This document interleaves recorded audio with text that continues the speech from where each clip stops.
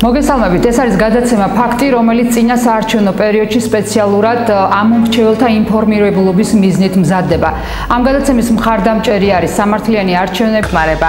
ასევე მაინტერესებს გაფუჭებული ბიულეტინის შემთხვევაში აქვს თუ არა ამომრჩეველს უფლება, რომ ახალი ბიულეტინი მოითხოვოს. მე კითხვა შეეხებოდა იმას, რამდენად შეძლებს როგორც საზოგადოება, ასევე პოლიტიკური ელიტა, რამდენად შეძლებს რომ გამოიჩინონ ჟურნალისტების მიმართ კეთილგანწყობა და რამდენად უსაფრთხო იქნება ჩვენი სამუშაო პროცესი და ამ ჩვენი უსაფრთხოების უზრუნველყოფაში თუ ისეთი შემთხვევების დროს, როდესაც ჩვენი უსაფრთხოება დარღვეული იქნება, ან ჩვენი უფლებები დარღვეული იქნება, რამდენად შეძლებენ იგივე იურისტები, ადვოკატები, სახელმწიფო უწყებები ჩვენი უფლებების დაცვას და რამდენად სამართლიანად იქნება თუნდაც გამოძიებული ის ფაქტები, რაც უკვე დღეს მომხდარია ჩვენს მიმართ ძალადობა იქნება ჟურნალისტურ საქმიანობაში ხელშეშლა თუ ასე შემდგომ.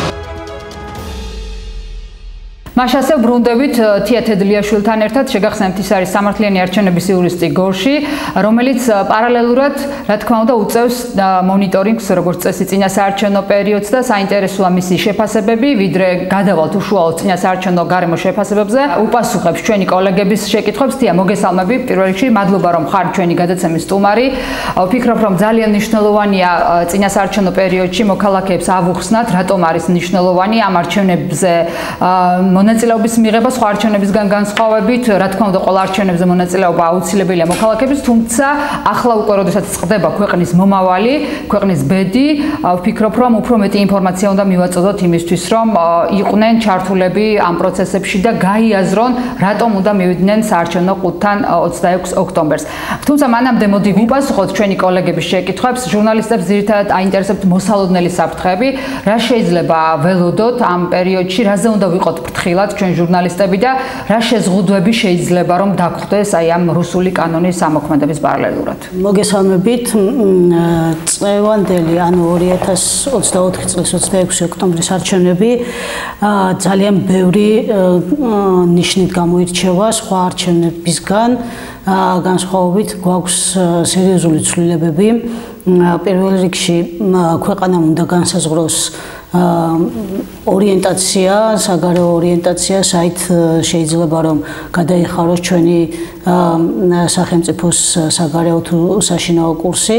შესაბამისად, ეს არის ძალიან მნიშვნელოვანი, ანუ გვინდა და ვირჩევთ იმ ევროპას, რომელიც ამდენი ხანი ასე ვთქვათ ზრუნავდა ჩვენზე, თუ რეალურად შეიძლება რომ ისე დავბრუნდეთ ბევრი წლის წინ და შესაძლებელი არის რომ აღმოჩნდეთ რუსული გავლენის ქვეშ. ეს ყველაზე დიდი მნიშვნელობის მქონე ფაქტია, ვფიქრობ, ამ არჩევნებისთვის. თუმცა გვაქვს სხვა განსხვავებული ის რომ წელს მაგალითად არჩევნები იქნება მხოლოდ პროპორციული სისტემით ჩატარებული, რაც აქამდე არ გქონია და ეს არის პირველი საქართველოსთვის. ასევე ვიცით რომ ამ საპარლამენტო არჩევნების შემდეგ პრეზიდენტს ქვეყნის მოსახლეობა აღარ აირჩევს პირდაპირ წესით და უნდა მოხდეს უკვე წარმომადგენლობითი ორგანოს მიერ მისი არჩევა და შესაბამისად ვფიქრობთ რომ ყველა ეს ცვლილება საკმაოდ მნიშვნელოვანი და არსებითი არის ქვეყნის განვითარებისთვის. რაც შეეხება იმ კანონს, რომელიც კანონის რეალურად გახდა ამდენი შფოთვის საგანი, არის ის რომ სინამდვილეში ეს კანონი რეალურად ამოფარებულია სიტყვა გამჭვირვალობას და სინამდვილეში დიდ საფრთხეს უქმნის იმ არასამთავრობო თუ მედია ორგანიზაციებს, რომლებიც დაფინანსებას იღებენ ევროპიდან ან ამერიკიდან. კანონის შესაბამისად იცით რომ შესაძლებელი არის რომ განახორციელოს სახელმწიფო მონიტორინგი და ჯერჯერობით არ ვიცით რა მასშტაბის მონიტორინგი შეიძლება განახორციელოს და საფრთხე შეუქმნას კონკრეტულად ამ ორგანიზაციების თავისუფალ საქმიანობას. ის რომ წელს 26 ოქტომბერს უკვე არის არჩევნები და ეს კანონი სწორედ წინ უსწრებს არჩევნებს და იმ ბერკეტებს, რაც შეიძლება კანონიდან გამომდინარე სახელმწიფომ გამოიყენოს, ანუ საშუალებას აძლევს ხელისუფლებას, რომ ეს როგორც სადამსჯელო იარაღად იქნეს გამოყენებული. ჟურნალისტებს უფრო მეტად ეს აინტერესებთ, როგორ შეძლებენ ამ კანონის პირობებში არჩევნების გაშუქებას და უშუალოდ უბნებზე პროცესების დაკვირვებას. რეალურად თუ კი მონიტორინგს არ დაექვემდებარება მათი კომპანიები და მათი სამაუწყებლო ორგანიზაციები რამაც შემდეგ შეიძლება გამოიწვიოს ამ კომპანიების დროებით შეჩერება მონიტორინგის პერიოდში, სხვა შემთხვევაში განსაკუთრებულად პირდაპირ მნიშვნელობით, რომ საფრთხე შეიძლება შეექმნას, არ არის. თუმცა საფრთხე არის დასაწყისში თავშივე ის არასამთავრობო ორგანიზაციები და მედია ორგანიზაციები, რომლებიც რეალურად საფრთხეს წარმოადგენენ ხელისუფლებისთვის, ალბათ იქნებიან პირველი დარტყმის ობიექტები. ჩვენ შორს ვართ იმ შეხედულებისგან, რომ ყველა რეგისტრირებულ არასამთავრობო ორგანიზაციას ან მედია საშუალებას კანონის ამოქმედებისთანავე შეეხებიან და შევლენ თქვათ და მონიტორინგებენ, შეაჩერებენ, დააყადაღებენ და ასე შემდეგ. როგორ შეიძლება განვითარდეს პროცესები? მოდი აი თანმიმდევრულად მიყვეთ 4 სექტორის შემდეგ. რეალურად დიდი ალბათობით ყველაზე მსხვილი ორგანიზაციები, რომელიც როგორც თქვი, საფრთხის შემცველი არის, იგივე ინფორმაციის გაშუქების თვალსაზრისით, იგივე სადამკვირვებლო მისიის წარმომადგენლობის თვალსაზრისით, რეალურად ალბათ დასაწყისში ეს კანონი მოქმედებას დაიწყებს სწორედ ამ ორგანიზაციებზე და არა იმ მცირე ორგანიზაციებზე, რომელიც ძალიან ბევრი არის და ათასობით არის, ხო? შესაძლებელია გარკვეული ორგანიზაციები საერთოდ არ მოექცნენ მონიტორინგის ქვეშ და სულაც არ გახდეს ქვეყნისთვის ანუ ხელისუფლებისთვის აუცილებელი, რომ მაინდა-მაინც იმ ორგანიზაციებში შევიდნენ და შეჩერება და სხვაგვარად მუშაობის საფრთხე შექმნა, ხო? პირველ რიგში, იმიტომ რომ არჩევნები მოდის, რეალურად ეს კანონი საფრთხე შემცველი არის იქედან გამომდინარე, რომ ვიცით, დიდი მასშტაბური არასამთავრობო ორგანიზაციები ახორციელებენ სადამკვირვებლო მისიებს, აკვირდებიან არჩევნებს და ასევე კომპანიები, რომლებიც, სატელევიზიო კომპანიები, რომლებიც ცდილობენ, რომ გააშუქონ ყველა წინა საარჩევნო დარღვევები იქნება, ეს არჩევნების დღის დარღვევები იქნება თუ არჩევნების შემდგომი პერიოდი, რეალურად საზოგადოების ინფორმირება არჩევნების პერიოდში არის ძალიან მნიშვნელოვანი. თუ არა მედია საშუალებები, თუ არა მონიტორინგის განხორციელებელი ორგანიზაციები, ჩვენ საკმაოდ ცუდი წინასაარჩევნო პრაქტიკის გამოცდილება გვაქვს წინა არჩევნებიდან გამომდინარე, როდესაც ადმინისტრაციული რესურსის გამოყენება, მუქარა დაშინება, ზეწოლა ძალიან აქტიურად ხორციელდება ხოლმე. ადმინისტრაციული რესურსის გამოყენება უკვე დაწყებული აქვს და თვალსაჩინო ეს მათ შორის, როდესაც ამდენ ახალგაზრდა სტაჟირებას თავაზობ, პაციენტს ანაზღაურება. ეს არის საარჩევნოდ მოტივირებული პროექტები და გითანხმებით, მაგრამ ბიუჯეტში ცვლილებები არჩევნებამდე 2 თვით ადრე აღარ შეიძლება რომ შევიდეს და ხელისუფლება ასწრებს, ვთქვათ, ინფრასტრუქტურულ პროექტებს, რომლებიც რატომღაც ეხლა დაიწყო და ყველა სექტემბრის ბოლოს მთავრდება ან ოქტომბრის შუა რიცხვებში. ეს რეალურად არის ირიბად ადმინისტრაციული რესურსის გამოყენება და საარჩევნოდ მოტივირებული პროექტები და ამითანხმებით ახლა ქალაქი, რომელიც 4 წელი არაფერი არ გაკეთებულა და გადათხრილი არის ყველა ადგილი და ყველა ინფრასტრუქტურული პროექტი ეხლა ზაფხულს ხორციელდება და როგორც გითხარით დასრულება იქნება სექტემბრის ბოლოს ან ოქტომბრის დასაწყისში. ძალიან თვალნათელი არის სადამკვირვებლო ორგანიზაციისთვის, მედიის წარმომადგენლისთვის რა мотивация აქვს ამ პროექტების განხორციელებას. შესაბამისად ეს თუ არ იქნება გაშუქებული საზოგადოების ყურამდე მიტანილი და ასე შემდეგ, ინფორმაციული ვაკუუმი რეალურად შექმნის იმას, რომ ყველა სუბიექტი, რომელსაც შეუძლია რომ დაარღვიოს გარკვეული საარჩევნო პირობები, მოექცევიან კარგ მდგომარეობაში, აღმოჩნდებიან ისეთ სიტუაციაში, რომ დაარღვევენ კანონის მიღმა გააკეთებენ რაღაცას, თუმცა ამასთან დაკავშირებით ინფორმირებული არ იქნება ამომრჩეველი. ამიტომ ძალიან მნიშვნელოვანი არის არჩევნების პერიოდში ამომრჩევლის ინფორმირება, მათ შორის მედია საშუალებების თვალსაზრისით გადამწყვეტია, ვინაიდან ყველა მოქალაქისთან შეუძლებელი არის, რომ თუნდაც არასამთავრობო ორგანიზაცია, თუნდაც ნებისმიერი კომპანია, ნებისმიერი ორგანიზაცია მივიდეს და ელაპარაკოს, აუხსნას ძირითადად მოსახლეობის დიდი ნაწილი ინფორმაციას სწორედ მედია საშუალებებით იღებს, მათ შორის ახალგაზრდებიც ამ შემთხვევაში უფრო სოციალურ მედიაზე არიან გადართულები, თუმცა მაინც მედია საშუალებები არის ინფორმაციის მიღების წყარო, ხო, რა ხდება? ყავს გარკვეული ჯგუფები მოსახლეობის, რომლებიც საერთოდ არ მოიხმარენ ამ სოციალურ ქსელებს და ინფორმაციულ ვაკუუმში არიან და ეს ტელევიზიებიც ერთგვარად იწვევს მათში რაღაცა განწყობების ცვლილებას, იმიტომ რომ ერთი აშუქებს ერთ მიმართულებას, მეორე მიმართულებას და ასე ვთქვათ დაბნეული ამომრჩეველი. აი თქვენ როდესაც გადიხართ ხვდებით მოქალაქეებს, ძირითადად თქვენ პირადად რა განწყობების გამოკვეთა შეგიძლიათ და ჩვენი გადაცემის საშუალებით რა შეგიძლიათ უთხრათ ამომრჩეველს. იმ ამომრჩეველს მაგალითად ვინც ნიჰილისტურად არის განწყობილი და ვინც ფიქრობს რომ აზრი არ აქვს, ძალიან ხშირად გვესმის ხო ეს ფრაზები და რატომ არის მნიშვნელოვანი რომ თითოეული მივიდეს და აფიქსიროს საკუთარი არჩევანი და რა ხდება იმ შემთხვევაში თუ კი ამომრჩევლის აქტივობა იქნება დაბალი.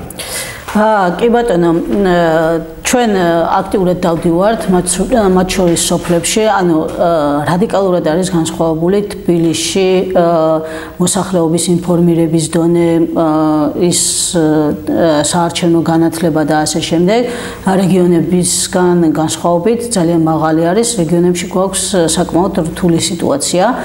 როგორც თქვით, დიდი რაოდენობა სოფლებში ინტერნეტს არც კი მოიხმარს და რეალურად მიჯაჭული არის ტელევიზიებზე, ანუ ცენტრალურ მედია საშუალებებზე, რომელიც სინამდვილეში არ გვაქვს სამწუხაროდ დაბალანსებული. ერთ შემთხვევაში ვიღებთ მხოლოდ პროპაგანდისტულ ინფორმაციას, მეორე შემთხვევაში ვიღებთ მხოლოდ კრიტიკულ ინფორმაციას, ანუ დაბალანსებული მედია საშუალებები საქართველოს არ არის, ასე ვთქვათ, განებივრებული. გაცილებით დაბალანსებული არის მაგალითად რეგიონული მედია საშუალებები, სოციალურ ქსელში განთავსებული მედია საშუალებები, რომელიც სოციალურ ქსელით მოუწყებლობენ, თუმცა სოფლებში არის რეალურად ინტერნეტის პრობლემა და მოსახლეობის დიდი ნაწილი აქედან არ იღებს ინფორმაციას, რაც აისახება კიდევაც ამომრჩევლის ინფორმირებაზე. რეალურად დღეს 21 საუკუნეში ისევ გვაქვს საუბარი იმაზე, რატომ უნდა მივიდეს ამომრჩეველი არჩევნებზე და რატომ უნდა დააფიქსიროს თავისი ხმა. ჩვენ როცა ვიძახით, რომ არჩევნებში ჩემი მონაწილეობა არაფრის მომცემი არ არის და არაფერს არ შეცვლის, ეს არის უკვე მცდარი, ვინაიდან თუ კი მე არ ვიღებ მონაწილეობას, იქ სადაც კონსტიტუცია გვეუბნება, რომ ძალაუფლება ემყარება ხალხს და ხალხი არის გადაწყვეტილების მიმღები, თუ ის ხალხი არ მივიდა არჩევნებზე, ჩვენ მივიღებთ იმ არჩეულ ხელისუფლებას, რომელიც ძალიან მცირე ჯგუფმა აირჩია, ხო, არჩია იმ ადამიანებმა, რომლებმაც ჩათვალეს, რომ უნდა მისულიყვნენ არჩევნებზე და 75% თქვა დასხდნენ სახლში და გადაწყვეტეს, რომ არანაირი ამ შემთხვევაში გამოდის, რომ რეალურად ქვეყნის ბედი აირჩია 25%-მა და არა ქვეყნის მოსახლეობის უმრავლესობა. შესაბამისად, უკმაყოფილებაც რეალურად მანდიდან უფრო მეტად არის ხოლმე გამოწვეული, მაგრამ ჩვენ თუ ის არ გვაქვს, რომ მე რატომ უნდა მივიდი არჩევნებზე, ანუ 4 წელიწადში ერთხელ იმოვალდებულებას ვერ ვგრძნობ, რომ ერთი დღე ავდგე და არჩევნებზე მივიდე, მაშინ აღარც უნდა მქონდეს პრეტენზია ქვეყნის განვითარებაზე, დემოკრატიაზე, სხვადასხვა იმ სიკეთეებზე, რაც შეიძლება რომ ხელისუფლებისგან და მმართველი გუნდისგან იყოს მიღებული, ხო? ძალიან მნიშვნელოვანი არის თუნდაც მრავალფეროვნებისთვის პარლამენტში არსებული მრავალფეროვნება რეალურად ახდენს ხოლმე ქვეყნის განვითარებაზე დიდ გავლენას. ეს კოალიციური პარლამენტი ვერ არის აღქმული სათანადოდ ჩემი დაკვირვებით. ერთპარტიული მმართველობა რეალურად არის ყოველთვის ცუდი, ანუ ჩიხში შევყევართ, ვინაიდან სრული ძალაუფლება, როგორც ამბობენ ხოლმე ხელისუფლებას და მით უმეტეს იმ პირობებში, როდესაც ზედიზედ რამდენჯერმე არის ერთი და იგივე პარტია მოსული. ხო, არ აქვს მნიშვნელობა, რომელი პარტია იქნება, ეხლა რომელიც გყავს, ადრე რომელიც გყავდა, სრული ძალაუფლება არის მოკლედ ძალიან ცუდი, თვალსაზრისით, რომ განსხვავებული აზრი, უფრო უკეთესი, ოპტიმალური გადაწყვეტილებები რეალურად ვერ იქნება მიღებული, ვინაიდან პარლამენტის უმრავლესობა დაძლევს იგივე პრეზიდენტის ვეტოს და ასე შემდეგ. და სინამდვილეში ის რეალურად რა შეიძლება საჭიროება ჰქონდეს ქვეყნის მოსახლეობას არ დგება, ანუ არ იღებს იმ საკანონმდებლო სახეს, რამაც შეიძლება მერე სიკეთე მოუტანოს ჩვენ მოქალაქეებს. ამიტომ ყველაზე არის დამოკიდებული რეალურად ვინ იქნება ხელისუფლებაში, როგორი იქნება ქვეყნის განვითარება, იქნება ეს დემოკრატიული თუ იქნება ეს ავტოკრატიული, ხო, ანუ თუ მე არ ვიღებ იმ პასუხისმგებლობას, რომ 4 წელიწადში ერთხელ ერთი დღე არჩევნებზე მივიდე, მაშინ არც უნდა მქონდეს ის მოთხოვნა, რომ ჩემი ხელისუფლება რაღაცა სწორად არაკეთებს და ვერ მართავს ქვეყანას. ასევე ძალიან მნიშვნელოვანი არის თუნდაც ის, რომ ერთ ხმას აქვს. კი, ეს ძალიან კარგად შენ ხოლმე თქვენ შეხვედრებზე, რომ ერთი ხმაც როგორი გადამწყვეტი არის და ის მოქალაქეები, რომლებიც ვერ ესწრებიან თქვენ ტრენინგებს, აი ამ ერთი ხმის მნიშვნელობა იქნება ჩვენი გადაცემის საშუალებით აუხსნათ. კი ბატონო, აი ძალიან მნიშვნელოვანი არის მაგალითად ტრენინგზე მოყვავს ხოლმე მაგალითი ამერიკასთან დაკავშირებით, სადაც გერმანული ენის მაგივრად დღეს საუბრობენ ინგლისურად, სწორედ ერთი ხმით იყო გადაწყვეტილი. ასევე ფაშისტურ გერმანიასთან დაკავშირებით გვად ჰიტლერის გამარჯვება ერთი ხმით მოხდა და ვიცით რომ მსოფლიო თავდაყირა დააყენა ამ ერთმა ხმამ და ამ გადაწყვეტილებამ. ხო, აგერ გქონდა სულ ახლახანს თვითმმართველობის არჩევნებზე თამაზ მეჭიაური, როდესაც თიანეთის მერი გახდა, სწორედ ერთი ხმით გახდა თიანეთის მერი და ის რომ ჩემ ერთ ხმას არანაირი მნიშვნელობა არ აქვს, ეს არის მცდარი. ყველა ხმას აქვს ძალიან დიდი მნიშვნელობა და თითოეული ხმა არის მნიშვნელოვანი, თუნდაც იმიტომ, რომ ის მრავალპარტიული პარლამენტი მივიღოთ, რომელსაც უფრო შეჯერებული, უფრო დემოკრატიული და ქვეყნის განვითარებაზე ორიენტირებული გადაწყვეტილებების და არაერთ კაცზე მორგებული გადაწყვეტილებების, არაერთ პარტიაზე, არაერთ ჯგუფზე მორგებული გადაწყვეტილებების მიღება შეუძლია. ის რომ ვთქვათ არის უზარმაზარი პროტესტი, არ აწუხებს პარლამენტს შიგნით, ვინაიდან იცის რომ ნებისმიერი პროტესტის დაძლევა, ნებისმიერი საკანონმდებლო ინიციატივის ჩაგდება, ვეტოს ჩაგდება და ასე შემდეგ ყველაფერი შეუძლიათ. შესაბამისად ესეთი შესაძლებლობების ქონა ერთი პარტიისთვის არის დამღუპველი ქვეყნისთვის და ჩვენი დემოკრატიისთვის. ამასთან უნდა ვთქვათ რომ რა მნიშვნელობა აქვს, თუნდაც ვიცით რომ დღეს ქვეყანაში ყავს ძალიან ბევრი ჩამოუყალიბებელი ამორჩეველი, რომელმაც არ იცის ხვალ რომ არჩევნები იყოს, ვის მისცემს ხვას. ან რის მიხედვით უნდა გააკეთოს არჩევანი? ხო, რის საშუალებით უნდა გააკეთოს არჩევანი. ეს პირველი დამოკიდებული არის იმაზე, რომ რეალურად პარტიები წინასაარჩევნოდ უფრო ჩდებიან ხოლმე და მანამდე მათი საქმიანობა პრაქტიკულად არ ჩანს.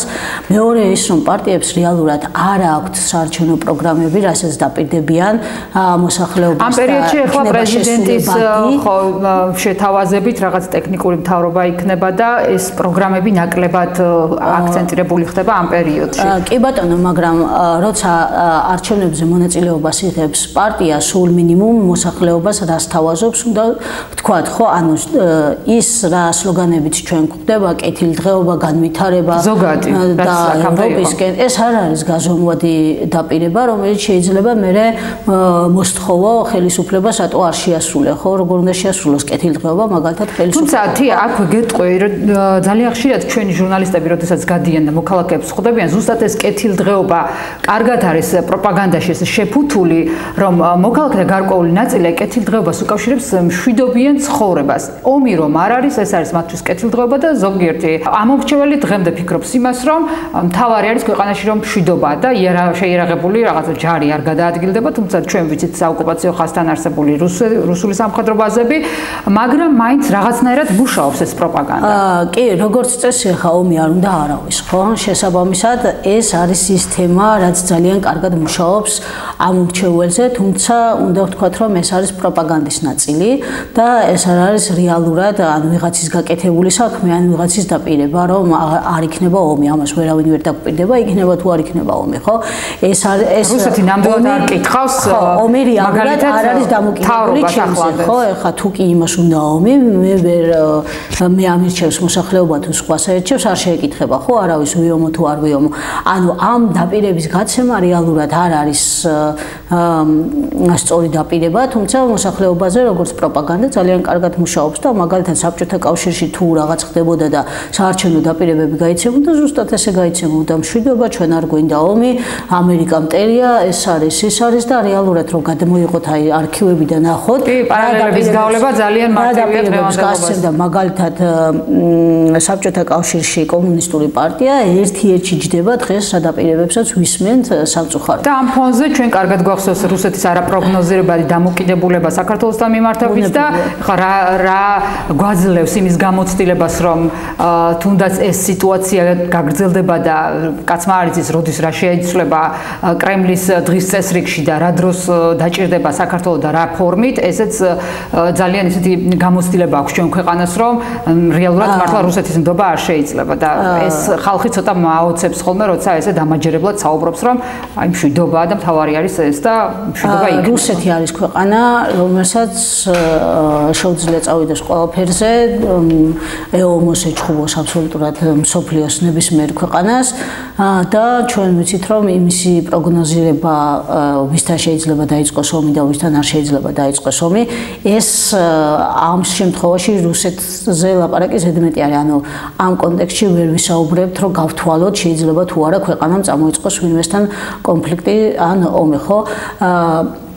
ის რომ დღეს საქართველოში არ ხდება ომი, რეალურად არის იმის გამო, რომ ომი არ ჭირდება რუსეთს. ანუ საჭიროება მას შორის აქვე ევროკავშირის მისიაც აუცილებლად უნდა აღინიშნოს, როდესაც ამბობენ, რომ აი ძალიან ესეთი პროპაგანდის ნაწილია ისიც, რომ თურმე ევროკავშირი ხელს უწყობს თითქოს, რომ მეორე ფრონტი გაიხსნას საქართველოში და რეალურად ევროკავშირის მისია არის ზუსტად, როდესაც გარკვეული საუბრები და დიალოგი ამ დრომდე გრძელდება და გარკვეულ საოკუპაციო ხაზის მიმდებარე სოფლებში იქ საჭიროებების განხილვა მაინც თუნდაც ერგნეთის ფორმატით და ჟენევის ფორმატით მიმდინარეობს და აღარ ჩამოვთვლი იმ ყველა სიკეთეს, რაც ზუსტად აი ამ მშვიდობიანი თანაცხოვრებისთვის ევროკავშირმა გაიღო 2008 წლიდან და დღემდე მიმდინარეობს ეს მხარდაჭერა. კი ბატონო, აბსოლუტურად დაგეთანხმებით. ის რომ ომი არ არის ახლა ხელჩართული ომი, მე ვერ ვიტყვი რომ რუსეთთან ჩვენ ახლა ომი არ გვაქვს. ჯერ ერთი გვაქვს მცოცავი ოკუპაცია, ყოველდღიურად გვაქვს აგერ საოკუპაციო ხაზიდან გატაცებული ადამიანები. კვლელობები მათ შორის. და თუ ვინმეს არ უნდა ეს დაინახოს და ხელისუფლებას ჩასვლაც კი არ უნდა საოკუპაციო ხაზთან ეს იმას არ ნიშნავს რომ ომი არ არის, უბრალოდ შეიარაღებული ბრძოლა არ მიმდინარეობს ჰიბრიდული ომის პირობებში. დანარჩენი ხა მე საოკუპაციო ხაზთან ხშირად ჩავდივარ და არ მგონია ხა იქ ვინმე ესე ფიქრობდეს რომ არაფერი არ ხდება, მშვიდობა არის და ასე შემდეგ.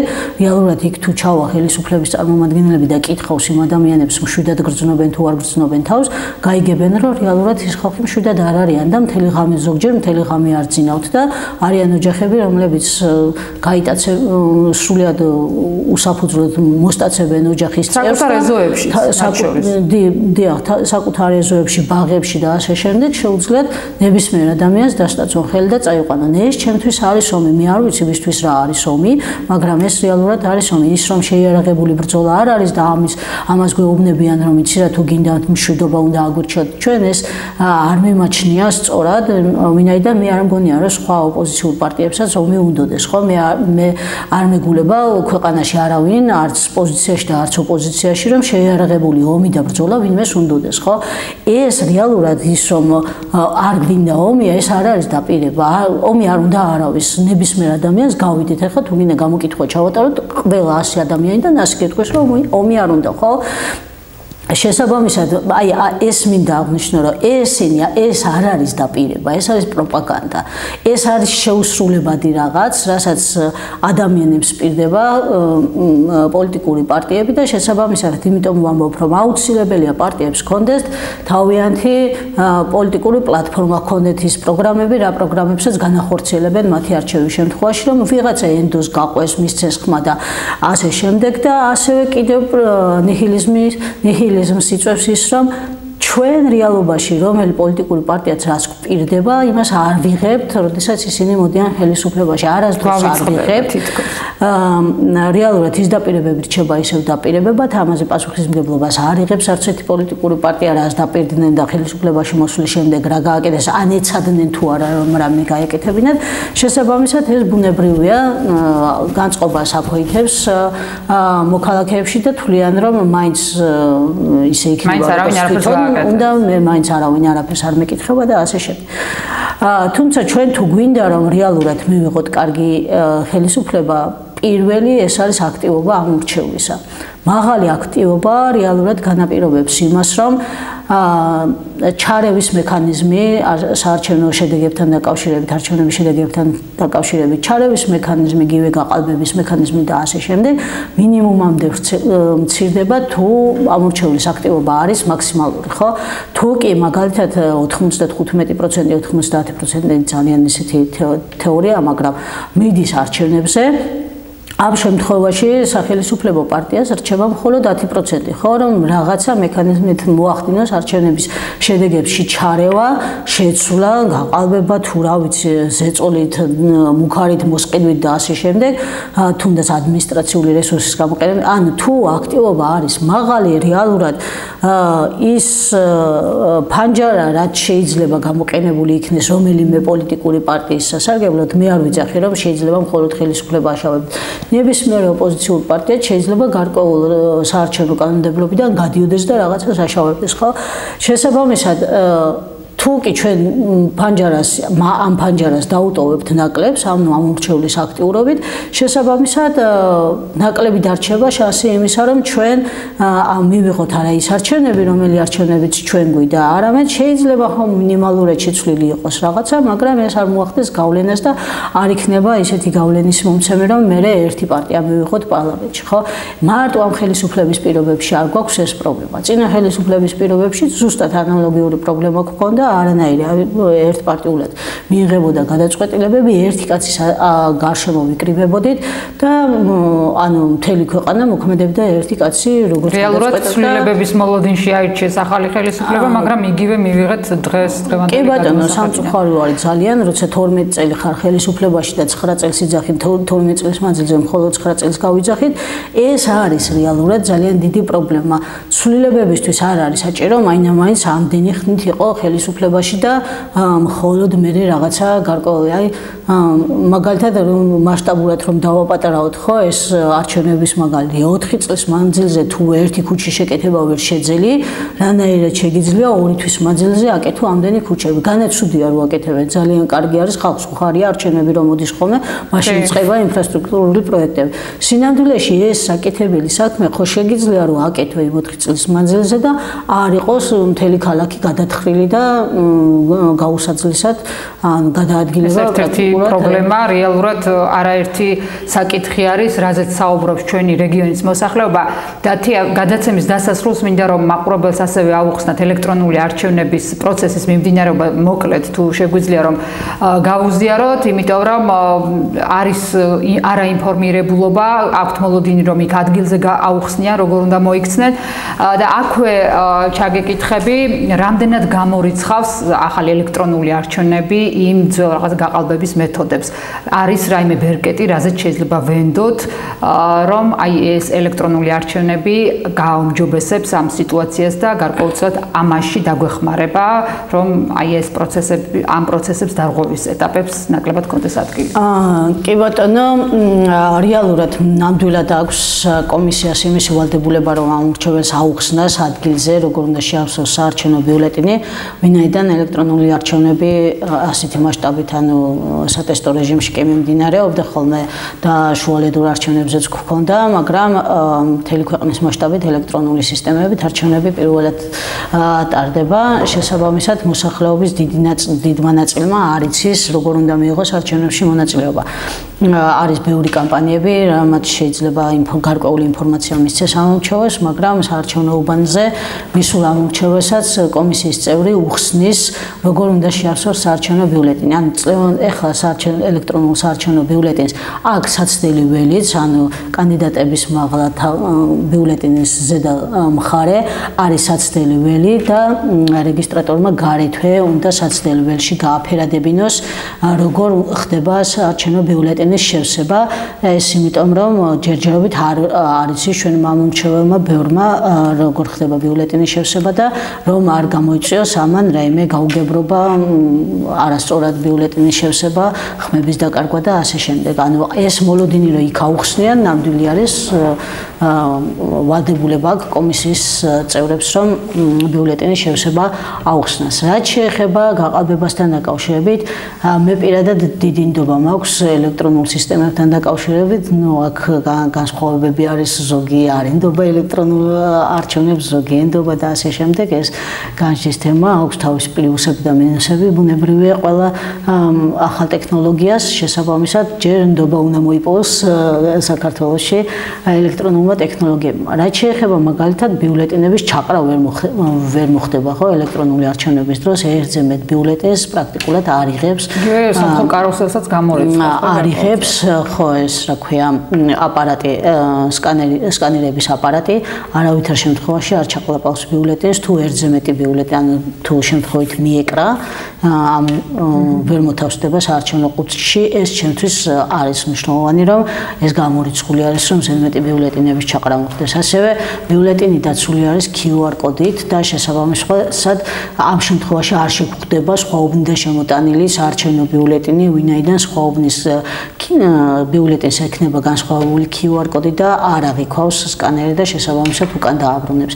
ესეც არის ჩემთვის ერთ-ერთი მნიშვნელოვანი, ასევე ძალიან მნიშვნელოვანია ის, რომ გადაკეცილი ბიულეტენი არ ჩადის სკანერში და შესაბამისად თუ ამომრჩეველმა მოიპარა, ასე ვთქვათ, საარჩევნო უბნიდან ბიულეტენი, ის სულ მინიმუმ უნდა გაკეთოს, იმიტომ საკმაოდ გრძელი არის, A4 ფორმატზე გრძელი არის ბიულეტენი და ისე უნდა მოხდეს საარჩევნო უბნიდან ბიულეტენის გატანა, ბუნებრივია ეს დარღვევა არის და არ უნდა ხდებოდეს, მაგრამ სამწუხაროდ წინა არჩევნები გვაჩვენებს, რომ საკმაოდ ბევრი ბიულეტენები აკლია ხოლმე, გაცემული ბიულეტენები გაცილებით მეტი არის, ვიდრე ურნაში მოთავსებული ბიულეტენები, რაც ცხადყოფს, რომ ბიულეტენი სადღაცა სწავიდა, ანუ გაიტანა ამორჩეველმა.